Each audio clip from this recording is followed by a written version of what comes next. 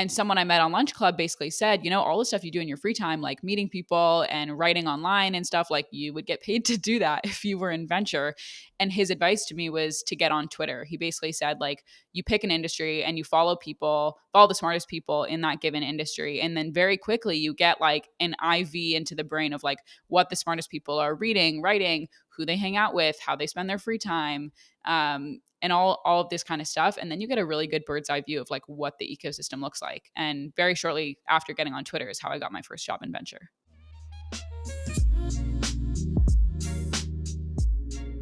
Gaby, thank you so much for taking the time. We're stoked to have you here. It's super casual format. You might have heard some of them in the past. It's like the furthest thing from an interview. We're just gonna kind of, I sent over some topics obviously and some stuff that we want to jam through, but basically just like open format, talk about anything that we, etc. find interesting. Feel free to call us idiots, push back on things, etc. More than open to being told we're wrong on any and everything, but have been really excited to have a chance to have you on and to have this discussion for a while now. So I'm glad we're finally getting to do it. Yeah, I'm excited. I'm a longtime listener. Long-time listener, first-time caller. Yeah, thanks for having me. And you're a fellow Stanford grad, so I'm already like positively inclined towards you as a result of that. But can we just actually start with like very quickly how you wound your way into, or found your way rather, into the Web3 world? Like, had you kind of gone down the rabbit hole in college and then, it was the natural place for you to jump into? Now you're obviously, an investor at TCG, the Turnin Group, at an amazing investment shop, and doing a lot as a thought leader in the space on Twitter and everywhere else. But would love to just understand like what your kind of like idea maze or like your path into this all was. Yeah, also, how old are you? I'm 22 for one more week. Okay. Oh, there we go. Happy birthday. Well, by the time this is released, you'll be 23 probably then. Okay, amazing. It's my birthday present. I have like a short answer and a long answer. So the short answer is through college and basically during COVID, all of my smartest friends were quitting their jobs to work in crypto. And that was kind of the diligence I needed to go down the rabbit hole myself and figure out what was going on. The long answer, and then I can kind of get to the shorter one, is I actually grew up selectively mute, which is like not many people know what it is. And it's also interesting because I can't shut up now. But basically, when I was a kid for like 5 years, I didn't say anything. It's sort of like a manifestation of anxiety or something like that. I actually have like... How old? Like 5 to 9, basically. Okay. And I don't have a ton of memory of like why it happened or what was going on. But the collateral, which is important to note, and it's why I bring it up, is because of that, I spent a ton of my time online. So I think I was kind of like early to the internet, like spending a lot of time on RuneScape and Minecraft and Club Penguin. I had a Tumblr blog. I was actually talking to someone right before this and like was looking at the hits on my blog. People are like still looking at it, I think, which is crazy. And then I had like a music blog where I was writing about music, and generally like from early on was always finding community in digital spaces because I think I couldn't find it otherwise. So then when I got to Stanford, I studied symbolic systems, which Sahil. It sounds really cool. It's actually like one of the most popular majors, so it's not that interesting, but it's kind of a combination of computer science, philosophy, linguistics, and psychology. And I was concentrating in human-computer interaction, thinking about things like social computing, like how do you grow and moderate social computing systems anywhere from like Wikipedia to Facebook. I was working in the virtual reality lab, doing stuff like that. So it all feels super similar to what I'm working on now, but at the time, like still wasn't really down the rabbit hole. I first bought crypto in 2017 for something that I can't say on the podcast because I was still a kid. But honestly, didn't do the work to learn about Silk Road. Yeah. So I like wasn't doing the work to actually learn about like what was going on from a technical perspective. It was purely financial. So then when it crashed, I like quite literally sold it all. So it wasn't until early 2021 that I actually fell into the space. By that time, I was working at Bessemer Venture Partners doing early stage consumer investing. And so basically like looking across consumer social, consumer marketplaces, a bunch of creator tools, like the creator economy was alive and well. And I was looking at all these companies like the Cameos and the Kickstarters and the Patreons of the world, et cetera, that basically all allowed us to build and operate and fund the products and services and people that we engage with every day, but we didn't have any way to collectively own them. And so I kind of felt a disconnect that way. That paired with hanging out at the Bright Moments Gallery in LA when they had first launched, and hanging out with a bunch of cool friends in crypto who I had met there, did kind of some soul searching and did some digging for a couple months. And then I knew it was kind of time to dive in. If I wanted to really catch up, I had to do it full time. Did you know that one of the top reasons startups fail is bad hiring decisions? People can be unpredictable, and developers can be unpredictable as well. Let Lemon.io take care of hiring your software engineers. Why Lemon.io? They test and interview every single specialist before offering them to clients. Unlike many other sites offering remote software developers, Lemon.io is sure they offer you experienced and verified devs. It's like hiring someone after your best friend's recommendation, but even better. Why? Because even the best friend can't offer you a replacement of the candidate in 48 hours or less if something goes wrong. But Lemon.io can. You'll be working with hand-picked software engineers from Europe. They'll be a part of your team. Lemon.io staff never intrudes on your communications unless you ask them to. Minimum bureaucracy, maximum efficiency. That's a win-win combination for developers and clients. So hire high-quality, verified, vetted engineers from Europe with Lemon.io and be stronger than 90% of startups on the market. Go to lemon.io/room and get 15% off for the first 4 weeks. Get there before your competitors will. Check out lemon.io today. Today's episode is brought to you by LMNT, a tasty electrolyte drink mix with everything you need and nothing you don't. That means lots of salt with no sugar. It contains a science-backed electrolyte ratio, 1,000 milligrams sodium, 200 milligrams potassium, and 60 milligrams of magnesium, but none of the junk. No sugar, no coloring, no artificial ingredients, no gluten, no fillers, no BS. I absolutely love it and how it's fit into my lifestyle. Whether you're keto, low carb, paleo, or just want to feel better and more active, LMNT is the drink for you. I drink it after an intense workout to replenish my electrolytes. I also drink it after a few too many whiskeys late at night. It totally helps with the hangovers. When you sweat, the primary electrolyte lost is sodium. Athletes can lose up to 7 grams per day. When sodium is not replaced, it's common to experience muscle cramps and fatigue. The same goes for after a big night out drinking. LMNT will fit into your lifestyle no matter who you are. Right now, LMNT is offering my listeners a free sample pack with any order. That's 8 single-serving packets free with any LMNT order. It's a great way to try all 8 flavors or share LMNT with a salty friend. Get yours at drinkelement.com/happens. This deal is only available through my link. You must go to drinklmnt.com/happens to take advantage of this special offer. Try LMNT. You won't regret it. So you hit on, both in the short version and the long version, a few really interesting things that I want to double down on. One was just like this idea of following your smart friends. I've written about this in the past. Like, I think it was Chris Dixon first talked about it, the weekend test. Like, figure out what are the weekend projects of your smartest friends and the smartest people in your circles, because those are likely to be the things that everyone does in 10 years. And I feel that with crypto. Like, it was just, I don't know, in like 14 and 15, some of my smartest friends were starting to toy around with this stuff, like when I was at Stanford or just after Stanford. And then, during the bear markets, like after the crashes, a lot of my smart friends were starting to think about like, and still working on projects in the space. And so if I had been smart, which I'm not, I'm an idiot, I didn't go down the rabbit hole as much as I should have. And it was actually when I finally said and convinced myself, like after this most recent bull run, I was like, I'm never letting one of those opportunities pass me again, where all of my smart friends are doing something or thinking about something and I'm somehow ignoring it. And so now my new rule of thumb, for what it's worth, is if I have 3 smart friends tell me something, I automatically make a bet on it. Even if it's like a small bet, I just have a stock amount that I'll put into it so that I have some skin in the game that I can then go and like double down on if I want to learn more about it.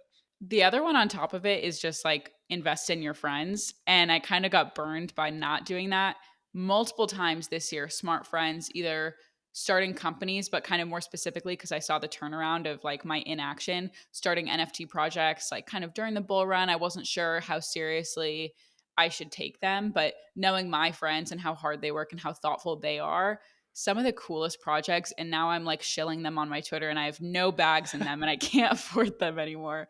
So I totally agree. The one go thing ahead, I'll Greg. add, the one thing I want to add to that is, a lot of people, I don't know how I say this, but a lot of people don't have smart friends, or don't have friends who are starting companies and stuff like that. We were talking about that, with Julian Smith, yesterday, Sahil. I think the pod will be out by the time we publish this, which is, um, yeah, it's not uncommon that if you're not from a major city, you don't have that. And I think the way to sort of counterbalance that is you don't even need to have friends. Like your friends, quote unquote, could be like people that you follow on Twitter, podcasts you listen to, which is what I love about the world we live in 2022, which is, these are your like personal, Sahil and I have talked about like your personal board of advisors.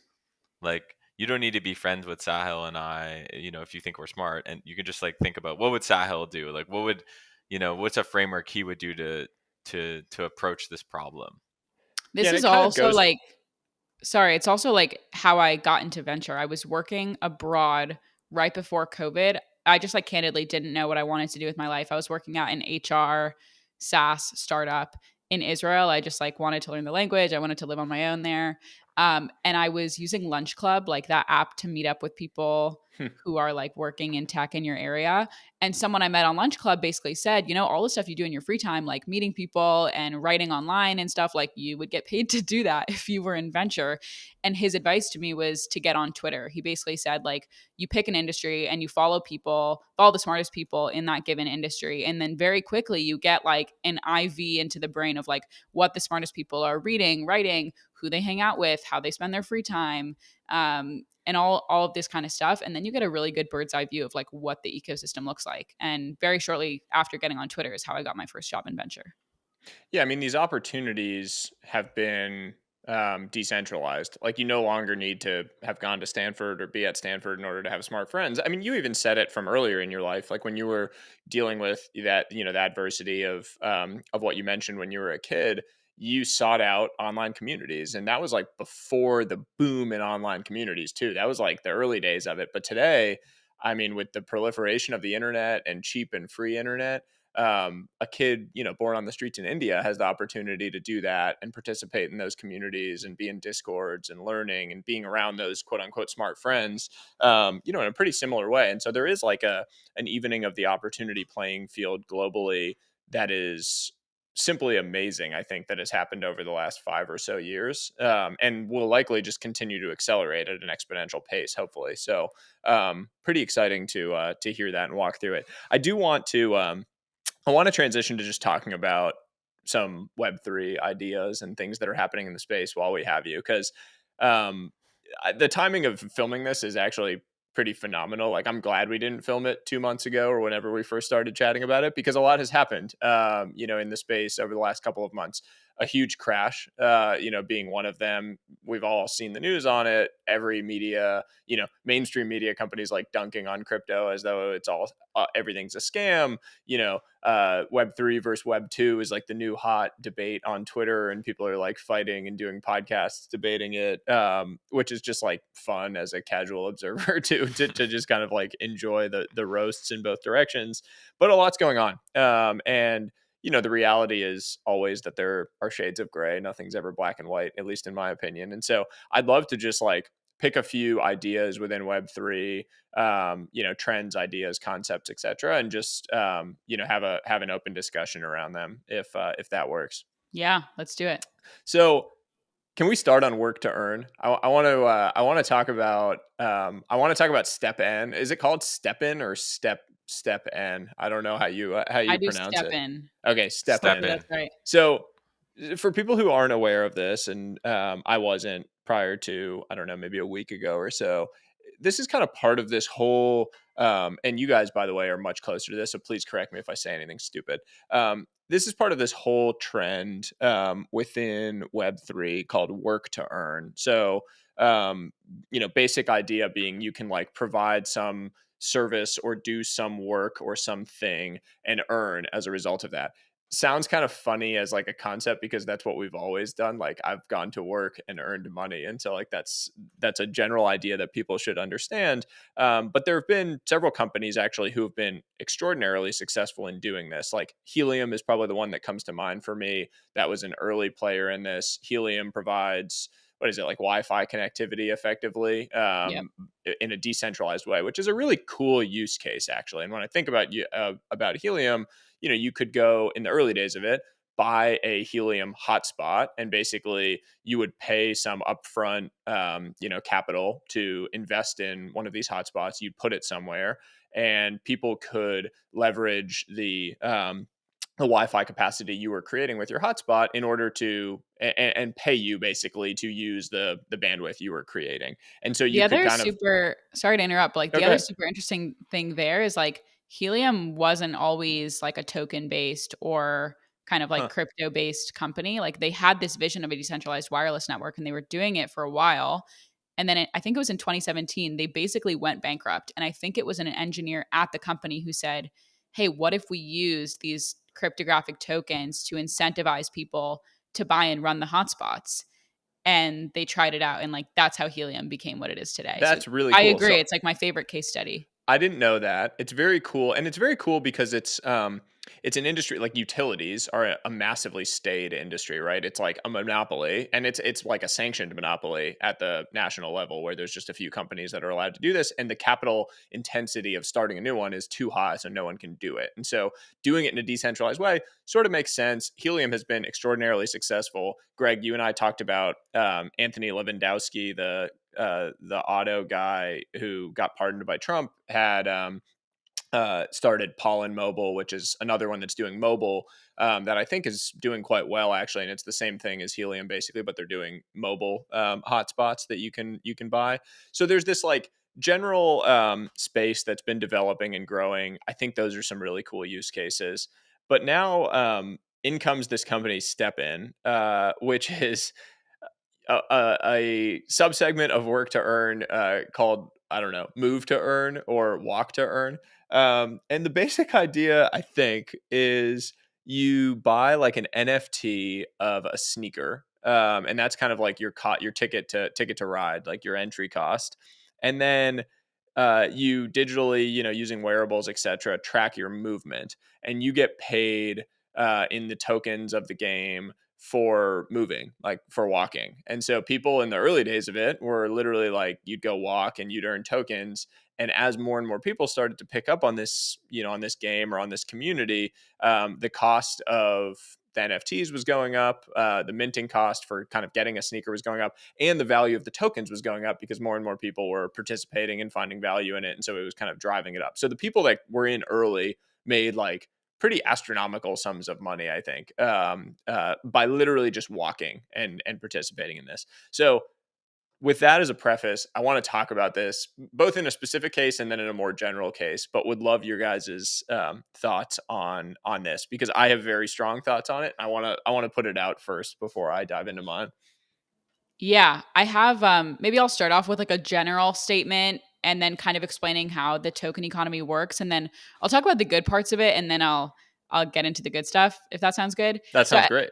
I think generally the financial gamification of stuff like fitness is super interesting. And it's sort of like how a lot of people in Web3 beg for a better Strava. There are a lot of these companies that in Web2 have a really strong online community. You know, in Strava's case, there's like a fitness first ethos, or like take SoundCloud, it has a music first ethos, quote unquote permissionless in the sense that anybody can post and create on the platform, right? Like anybody can use Strava and kind of like build their own social network there. But then like the most important part is the monetization model of these Web2 products is pretty weak. And so there's like a huge opportunity for disruption in Web3. So generally, I think it's really interesting. And I was really interested in STEPN when it first came out. I should have used it. I like have had the app for a while and I love to run, and I just like never got around to like actually using it, which maybe is a good thing. I probably like who knows? But anyway, kind of how the apps economy actually works is it's based on two tokens, GST and GMT. So GST is this unlimited token that you use inside the game. And then the GMT token is like the governance token, which is capped and it's deflationary. So in the app, you can get both. I'm pretty sure you get GST on day one, just by like every minute of walking. And depending on how fast you're walking or what sneakers you have, you'll get GST. And then GMT, I think you don't unlock until you reach a higher level. It's like level 30 or something like that. And then you can spend your GST to like repair your sneakers and mint new sneakers and level up and stuff like that. I think because of how the token economy works, it's been pretty interesting because, like you said, established players can make money, but it's still accessible and like price friendly for newer players. The other thing that I think is super smart that STEPN did that I wish I saw in more Web3 dApps, especially in games, is they had their own wallet.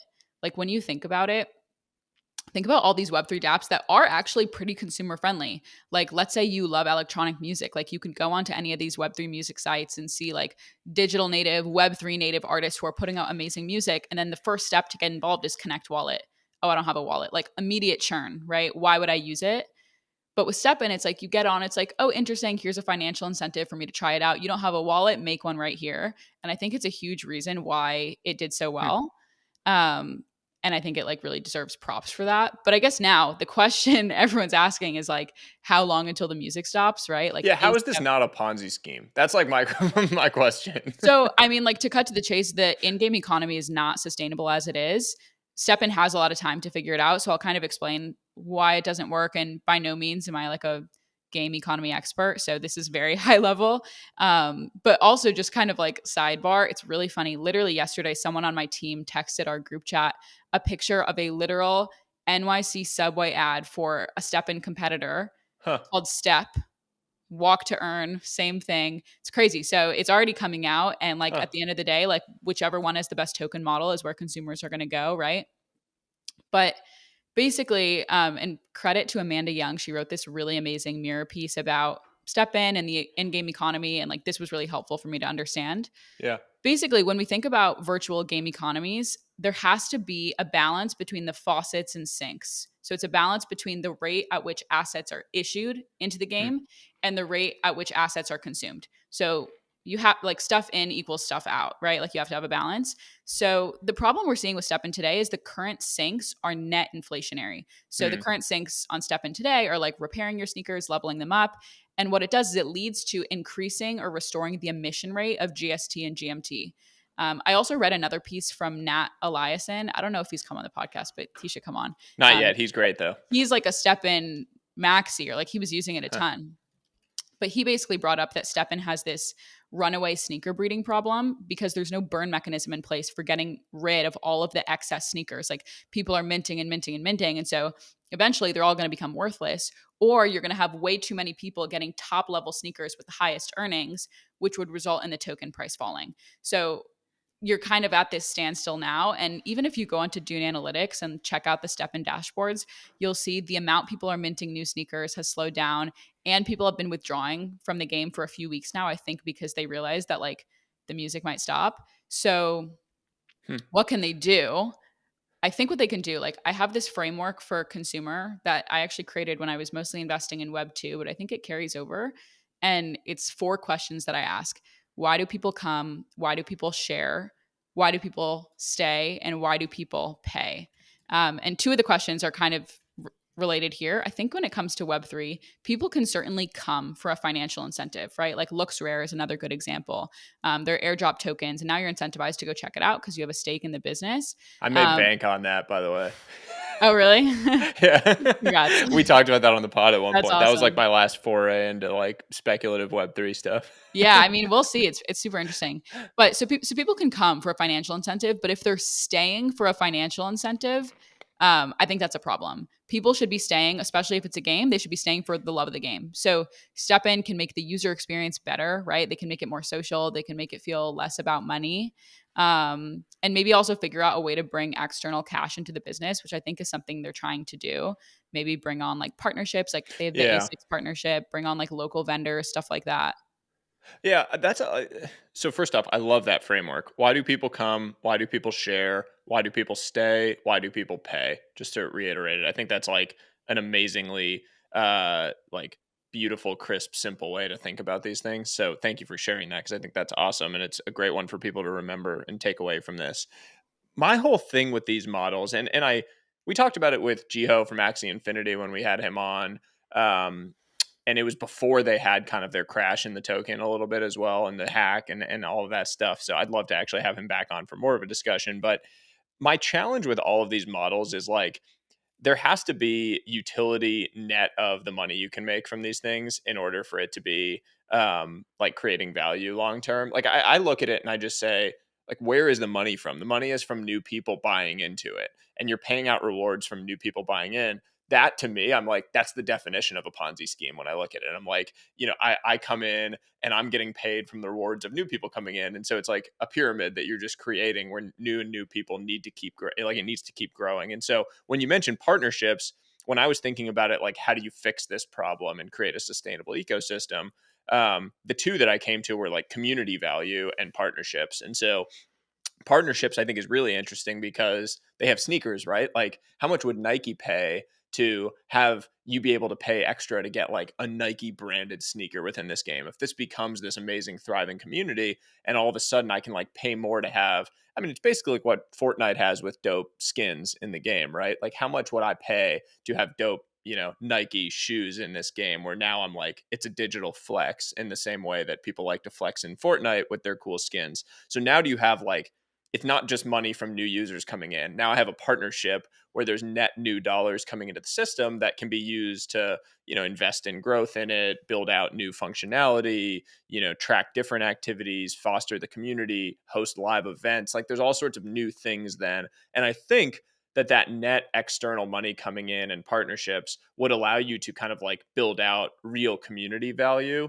where now you have people that are deriving value from this, not just from the money they're earning from it, but also from the camaraderie and the feeling of connectivity to other people who are STEPN users, which like that's a huge thing, right? I mean, I'm like you'd pay to be a part of communities where you feel a sense of connection with, the people around you. People pay for social clubs all the time.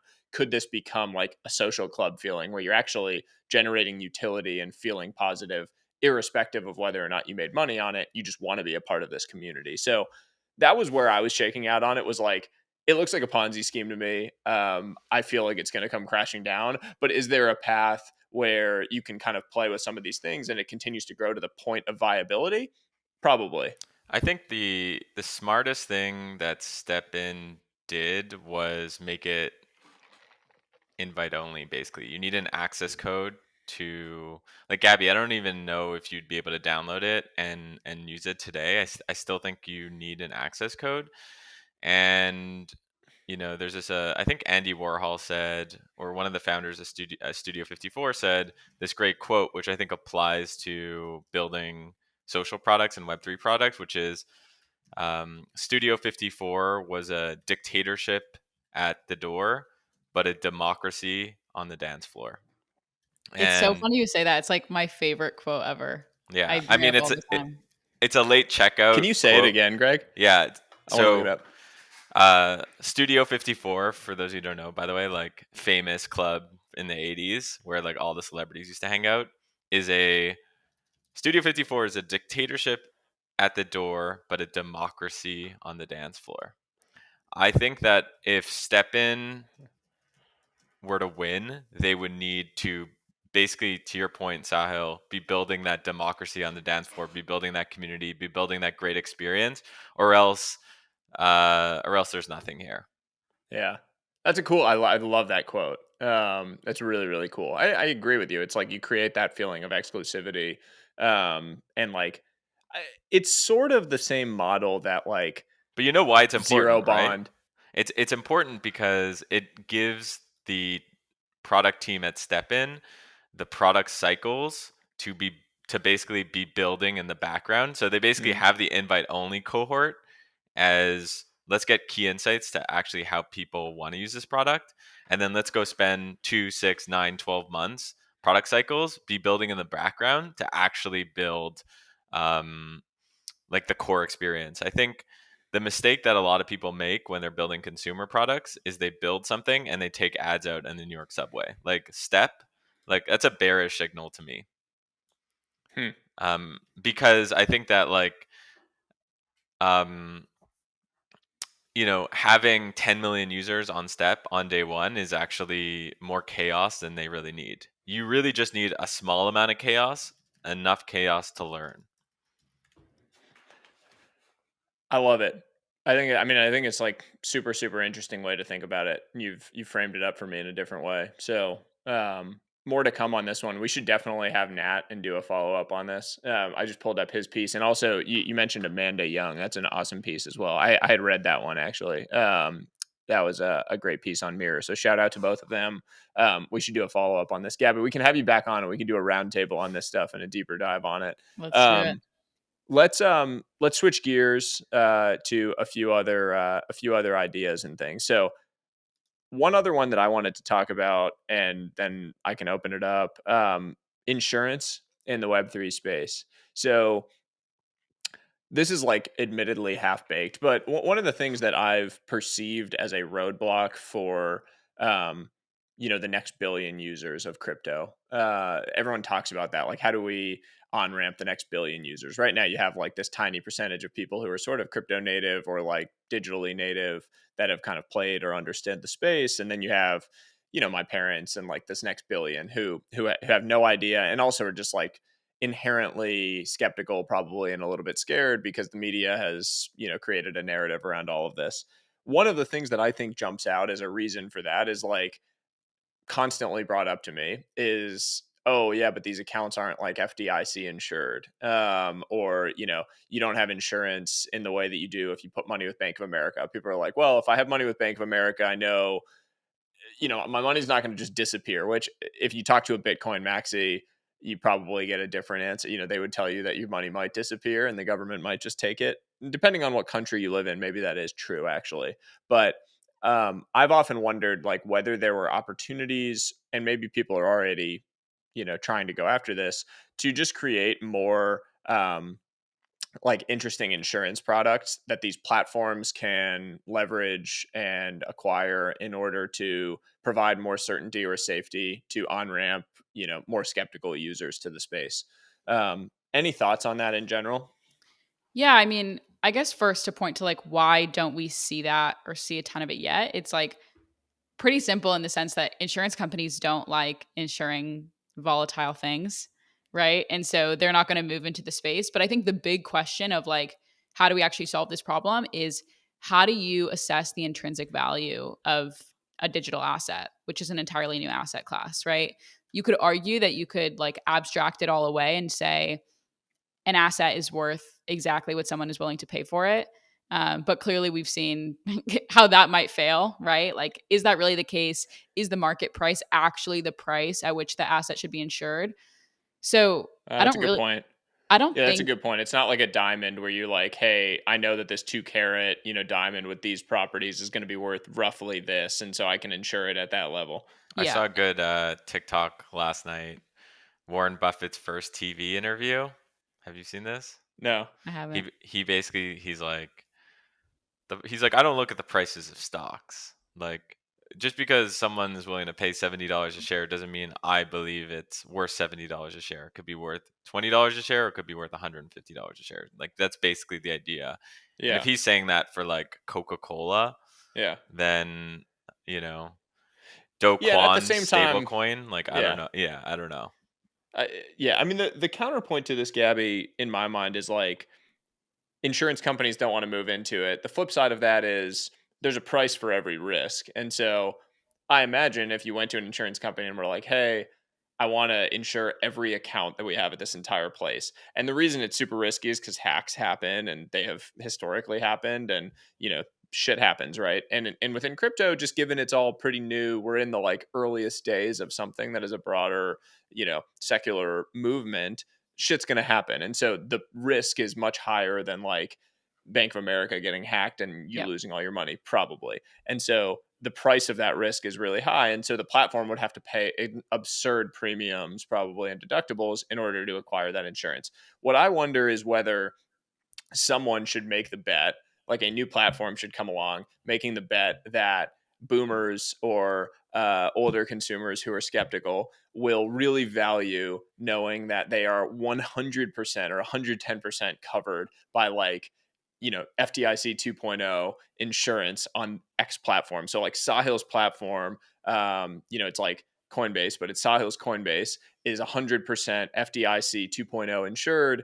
And I just happen to pay this like massive rate to an insurance company that will fully cover any losses that ever happen. And so consumers that come to my platform know that they are 100% covered, ironclad guarantee by like Geico or whoever the insurance company is on my back end. And I would have to figure out a way to make the economics work so that I could cover that. I'd have like a lower margin than Coinbase would because I'd be paying those insane premiums. But do you make the bet that you can go and acquire a bunch of volume of deposits and a lot of trades from a massive new generation of people that are skeptical on this? Today's episode is brought to you by LMNT, a tasty electrolyte drink mix with everything you need and nothing you don't. That means lots of salt with no sugar. It contains a science-backed electrolyte ratio, 1,000 milligrams sodium, 200 milligrams potassium, and 60 milligrams of magnesium, but none of the junk. No sugar, no coloring, no artificial ingredients, no gluten, no fillers, no BS. I absolutely love it and how it's fit into my lifestyle. Whether you're keto, low carb, paleo, or just want to feel better and more active, LMNT is the drink for you. I drink it after an intense workout to replenish my electrolytes. I also drink it after a few too many whiskeys late at night. It totally helps with the hangovers. When you sweat, the primary electrolyte lost is sodium. Athletes can lose up to 7 grams per day. When sodium is not replaced, it's common to experience muscle cramps and fatigue. The same goes for after a big night out drinking.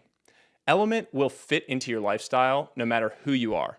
Right now, LMNT is offering my listeners a free sample pack with any order. That's 8 single-serving packets free with any LMNT order.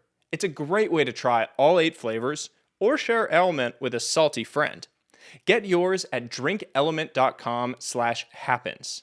This deal is only available through my link. You must go to drinklmnt.com/happens to take advantage of this special offer. Try LMNT. You won't regret it. Did you know that one of the top reasons startups fail is bad hiring decisions? People can be unpredictable, and developers can be unpredictable as well. Let Lemon.io take care of hiring your software engineers. Why Lemon.io? They test and interview every single specialist before offering them to clients. Unlike many other sites offering remote software developers, Lemon.io is sure they offer you experienced and verified devs. It's like hiring someone after your best friend's recommendation, but even better. Why? Because even the best friend can't offer you a replacement of the candidate in 48 hours or less if something goes wrong. But Lemon.io can. You'll be working with hand-picked software engineers from Europe. They'll be a part of your team. Lemon.io staff never intrudes on your communications unless you ask them to. Minimum bureaucracy, maximum efficiency. That's a win-win combination for developers and clients. So hire high-quality, verified, vetted engineers from Europe with Lemon.io and be stronger than 90% of startups on the market. Go to lemon.io/room and get 15% off for the first 4 weeks. Get there before your competitors will. Check out lemon.io today. Yeah, it's pretty interesting. I mean, I think generally the thesis that I like to follow, and I don't think it's foolproof, but you should build for Web3 natives first. And then when the mainstream comes into Web3, you're going to have the product there, as opposed to trying to build for these outside consumers who are already very kind of like risk off. So there are a couple companies doing interesting things in insurance or like tangentially related to insurance. And they're very like admittedly Web3 native now, but I think it's because they kind of have to be to serve the user base that's actually ready for those products. So Cozy.finance provides insurance against smart contract risk. And then the other two are specifically in regards to NFTs. And I think they're both super interesting. Disclaimer, I haven't used either of them, but the first is called Upshot, and it uses machine learning and crowdsourced appraisals to value NFTs. I'm pretty sure the founder, Nick Emmons, worked in insurance before. I'm not totally sure. But it basically uses these models to kind of like value NFTs continuously. And they have these massive data sets to do it almost immediately. And then Abacus does something similar, but it's fully decentralized. So it's like a Web3 native version of Upshot. And I guess generally they're both interesting because they help you find value in over or undervalued assets and then figure out where you want to make your bet. That's really cool. These are all, I mean, I'm just looking abacus.wtf and cozy.finance and then upshot.io, I think. Or .xyz. I think it's IO. Oh, they're both. It's the same thing. Oh, yeah. Only in crypto and Web3 could you have an insurance company with a top-level domain as WTF. Literally. Yeah. The NFT opportunity is really interesting. Like I think about like point of sale insurance for NFTs would be really cool. I imagine like OpenSea will work on this or will acquire a company that is going to do it. The challenge of doing it internally at these platforms versus, acquiring or partnering with a, embedded finance API type company that will do it for you is like, it's a massive new set of core competencies because the insurance side of this is like, you have to go find reinsurers, you have to have a panel, you have to have like your commission rate. It's like very complicated on the back end of making that work. But it would be really cool if when you bought, say I wanted to go buy a Bored Ape on OpenSea and it's like, okay, I'm going to spend $200,000 on on this ape. I want to know that I'm insured in the event of it being stolen, or in the event of a phishing attack, in the event of a hack, whatever, something. Like it happened to Seth Green, right? Like he had that Bored Ape. Yeah. He had all these plans to, monetize the Bored Ape via a TV show, via all these things. It got stolen. He no longer owns the IP to the ape. And it's like kind of a hilarious situation, but he can't make the show anymore. And so like he lost a lot of money probably on the back of that. So point of sale, like embedded insurance products for crypto purchases is kind of a cool idea. I imagine there are people working on this. It sounds like a pretty interesting space. I love that. I love the idea. I also just want to I want to comment on the Seth Green thing. Like if I was Seth Green, I would try to get my ape stolen. Because like what do you mean? This is here's my hot take of the day. And maybe, like you think it's better for him to have it stolen and be able to go talk about it? The Mona Lisa became popular when it was stolen and then it was brought back. This is like the Banksy theory of art, right? Like it's worth more when you go like shred it in the gallery because it makes a story. Yeah, exactly. So let's see what happens with this ape. I also think like generally it's pretty silly. I mean, I'm not a legal expert by any means, but how I feel or like what I've kind of read on the topic is digital assets give you system powers, but they don't give you legal rights, right? Like a thief is not a purchaser or an owner per these legal terms. And so I think it would be hard to argue that the thief actually has the rights to the stolen asset. And then I also saw an interesting thread on Twitter about this. I'm trying to remember the name of, maybe I can share it after, but basically if you actually read the Bored Ape terms, it says, like I wrote down the quote, when you purchase an NFT, you own the underlying Bored Ape, the art, completely. And the terms essentially suggest that IP rights are licensed and not assigned. So kind of how like the legal experts interpreted this is you could argue that nowhere in the Bored Ape terms does the license actually have a termination provision. And so maybe you could argue like once a licensee, always a licensee. You can't have it taken away from you. But it's kind of cool because it's like cases like these that will set the standard. It's like totally open design space.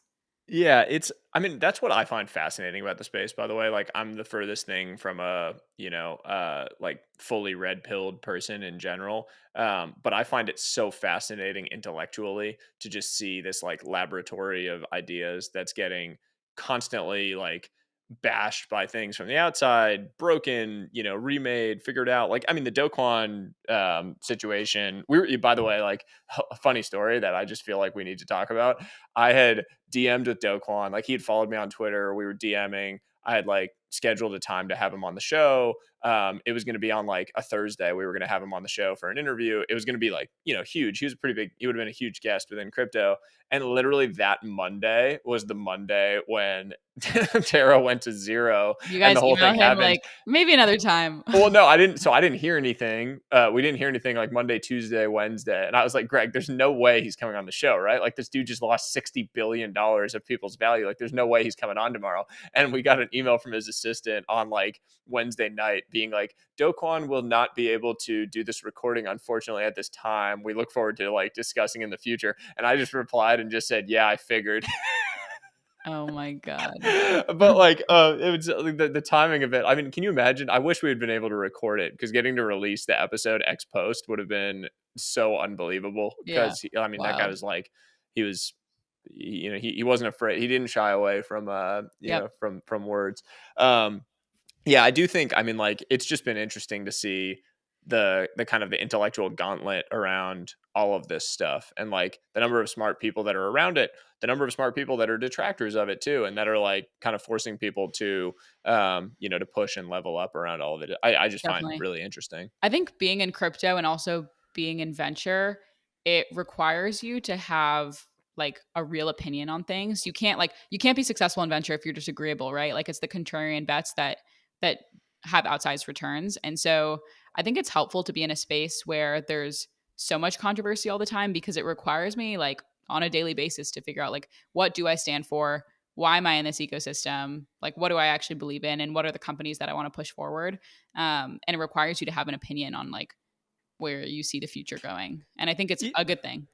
Yeah, and one of the other cool features of this that I think people don't acknowledge enough is like, it is uniquely enabling young people, and also minorities, women, etc., to rise through the ranks and like be at the pinnacle of an industry at a very young age. And I find that like that is such a great thing for just breaking barriers that have always existed in these like very white collar, like Greenwich Country Club industries, like VC. Frankly, like the fact that more about this stuff than anyone that's like a 40-year-old VC, just like point blank, because you've been in it. You've been in the trenches, you've been working on all this stuff, and you can at a young age truly go shake up an industry that has been pretty stagnant for a really long time. And that's cool, because you're part of this like new class of people that are all going and doing that.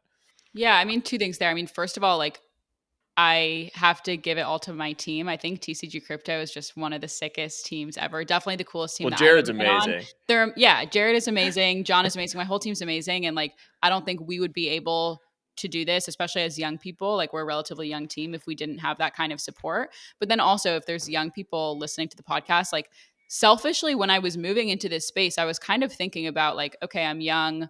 My years in my 20s compound so much. So I need to figure out like, what do I want to do now so that I can be an expert, once I've put in my 10,000 hours. And I'm certainly like by no means an expert in crypto. I came into the space full time so I could catch up and hopefully get there. But kind of the way I thought about it is like, I was in early stage consumer investing before, just, traditional Web2 consumer.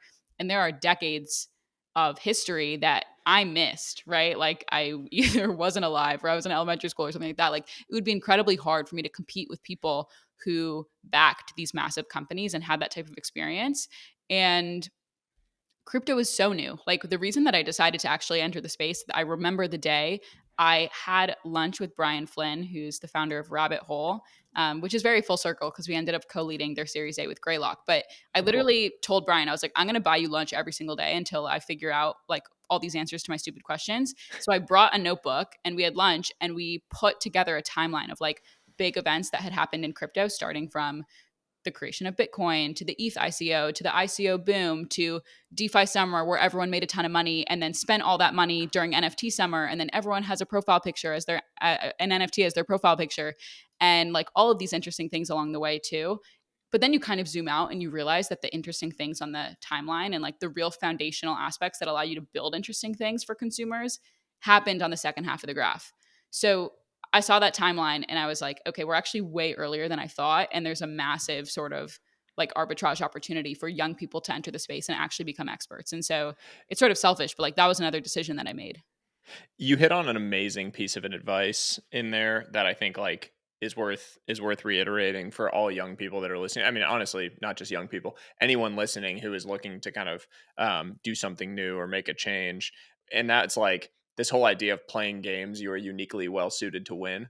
Like, don't go play a game that you're just, predisposed to lose for whatever reason. You talked about it in the context of like within consumer investing, there's 30 years of history that you don't have the benefit of, and you're never going to be able to come up the curve to like compete against someone that has done that. I talked to, there's this investor in mostly public equities, Gavin Baker, who's an amazing investor.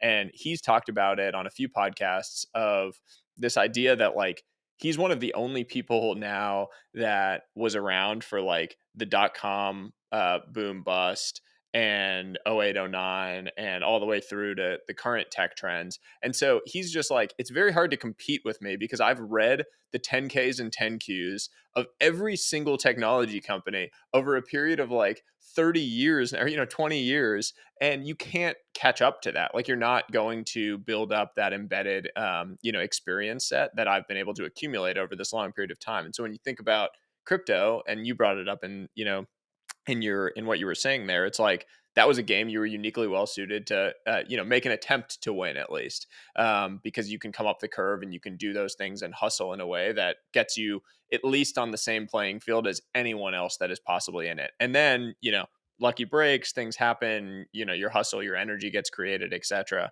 But at least you're on a playing field that you can win. So I want to comment go ahead, on Greg. that.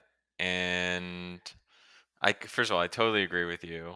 And I just want to say a few things, actually. So the first is like, initially on this pod, we started talking about how important Twitter is in terms of getting insight and stuff like that. Twitter is where your best friends are. It's also, so it's helpful in getting sort of inspiration, but it's also very noisy. And sometimes, for all the builders listening, like, sometimes you just kind of have to tune it all out and just create something that's interesting. And to Sahil's point, like, you're the uniquely suitable for this particular thing, and just create something that you think is going to be interesting to others. And on another pod, I'll talk about this, but I've been obsessed with Norm Macdonald recently, who's a comedian. And me and some friends have been just like sharing interviews. And one of my friends said something interesting this morning where we were talking about this interview, and he says, Norm figured out the secret to most things: thinking about what's interesting and then just making it funny. Certain people can have some amount of success thinking about business opportunities or careers or hobbies that seem quote unquote good and then making them work. But the people who really succeed figure out what's interesting to them and then make it interesting to other people. And I think that's the key to building. You build something that you find interesting to you and some amount of people, and you just evangelize it as much as possible. I totally agree. I mean, I'm not a builder, but I use that in my writing. I have The Psychology of Money from Morgan Housel on my bookshelf. It's like seriously such a good book. But I was listening, I think it was the Tim Ferriss podcast, and I was listening to his podcast, and like Tim was asking about how he writes and how he thinks about what to write about and all these things. And his advice was very similar. And he basically said, write about what is interesting to you. Like, the audience should be one person, and it's you. And you're not that special. There's a non-zero chance that other people out there in the world will also find those things interesting. And then what also happens is like you never really burn out because you're only writing about the things that are interesting to you and talking about topics that are new and innovative to you. And then you also find your community that way. And it's like very authentic. I've heard Morgan say it. So we had Morgan on the show I don't know, maybe like a month after the Tim show, and it was great. He's amazing. And we talked about something kind of directionally similar, but one of the challenges that we talked about that arises as well is like social platforms are engineered to like force you to share the things that everyone wants to hear, not the things that you want to write about sometimes. And so you get this like vicious spiral, and you see it on I see it on YouTube most clearly, where like, personal finance YouTubers, it's basically like how I bought 10 Ferraris in, for $100 last weekend or whatever. It's just like garbage nonsense over and over again. And it's not that the person has like bad intentions or that they want to share these things. It's that that's the video that gets the most clicks and makes them the most money. And so then they're like on this spiral of like, crap, I need to make a video that does just as well or gets me more. And so you end up going back to the same stuff over and over again. Twitter's the same way. And so people that I think it's more rare than not that people are able to actually step away from like what works, what gets clicks, what gets shares, and just think about what they want to write about and talk about. And it's why someone like Morgan is a bit of a unicorn in my mind, because he has done that for such a long period of time, so consistently and so well. I find that with your writing, by the way, Gabby, I think like your writing is amazing and you do a great job with it. But it is something to watch out for anybody as they continue to like, especially as you grow your presence and as your like following continues to grow and be built, continue to write about things that you really care about and want to write about and share, not just the things that you think people want to hear. So I want to spend, we've got like 10 minutes left. Gabby, while we have you, you're in the weed, as an investor and as, a participant in these communities, like you're just in the weeds on a ton of cool stuff that's happening in these spaces. Can you just share, like, what are the areas or things, trends, whatever, like what's getting you most excited today? And what are some of your predictions for the future of where this stuff is going? Yeah, I have one kind of like oddly specific one that I really want to write about, or like I just can't stop thinking about. And I really want to see a powerful consumer block explorer. I think there's massive potential for a block explorer, like Etherscan, for example, is a popular block explorer, to tell stories that aren't really leveraged by the existing ones today. So I guess the way that I'll preface it is like, I'm a VC, so like I think about this all the time, but like let's think about switching costs, right? Like moats and switching costs are always top of mind for me. In B2B SaaS, switching costs are pretty high. Like if you're on a product, it's like relatively difficult for you to move to another one. Then think about Web2 consumer. Switching costs are like drastically lower, almost zero, right? Like you don't have to use Facebook, but if you stopped using it, it's like kind of annoying because you've signed in with Facebook all over the web, right? And all this kind of stuff. But the switching costs of like moving from one consumer application to the other are drastically lower. In Web3, switching costs are effectively zero, right? Because you own your own data and you can port it over from one place to the next, right? Like an example is SMTP, the protocol for email. So for an email front end, like I use Gmail, but if I wanted to use Superhuman tomorrow or Hotmail or Proton Mail or like self-hosted email, I could do all of that. And like the emails are mine. Those are just front ends, right? And I could take my data with me really easily. So what's good about that is like these really low switching costs in Web3 and all of these open protocols end up resulting in a lot of pressure on companies to build products that just like point blank serve consumers better. I think like from a venture perspective too, like I think the best consumer products will come out of permissionless protocols for that reason. So anyway, that's the preface. Back to block explorers. When we think about what a moat in a block explorer might look like, basically like there's data on a public blockchain. And if you go to Etherscan or any other block explorer, if you want to index, or even if you want to, index it yourself, you can go and see what has been done on chain, right? Like the information is public, it's immutable, it's like the same on all of them. But from a consumer standpoint, the data that you choose to leverage and like make more known on these consumer front ends is really interesting. So these are some things that technically you could find yourself on Etherscan, but most consumers don't. I think it would be interesting to like really contextually and semantically tell the story of like your first day on chain, right? Like my on chain birthday, like what was the thing that you did first? When did you get your first wallet? When did you become crypto native? It's like Facebook memories for crypto. Yeah. Or like what wallets do you interact with the most, right? Like I'm always sending like 0.02 ETH to my friends because they're like, oh, like I don't have gas. Can you send me something? Like that would be cool to know. Or like, what do those relationships look like? Or like even these contextual things, like let's say you sold your most expensive NFT.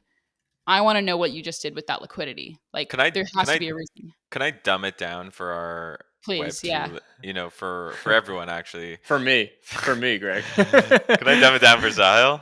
Yeah. Etherscan is the Craigslist of block explorers.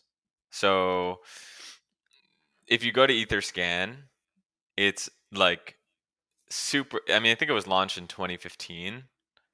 When crypto was a lot smaller, and I can see that comparison. It's like super it's like ugly. A white page. It's super like ugly. There's like text everywhere.